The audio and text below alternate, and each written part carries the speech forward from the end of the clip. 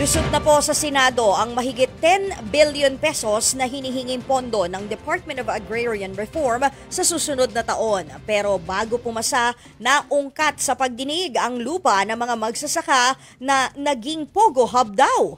Inungkat ni Senador Risa Ontiveros ang lupa sa Porac, Pampanga na inaward sa mga magsasaka pero nabistong naging Pogo Hub. Tinutukoy niya ang Pogo Hub ng Lucky South 99 na ni-raid sa Porac noong Hulyo. Tinawagan na raw ni Senadora Ontiveros si DAR Secretary Conrado Estrella tungkol sa impormasyong lumabas sa hearing. Wala pang tugon ang kalihim. Sabi naman ng sponsor ng budget na si Senator Cynthia Villar, ni-revoke na ng DAR ang conversion ng nasabing lupa. Pero umapila raw sa palasyo ang pagpalis ng lupa o ang nagpalis ng lupa na si Roberto Cruz.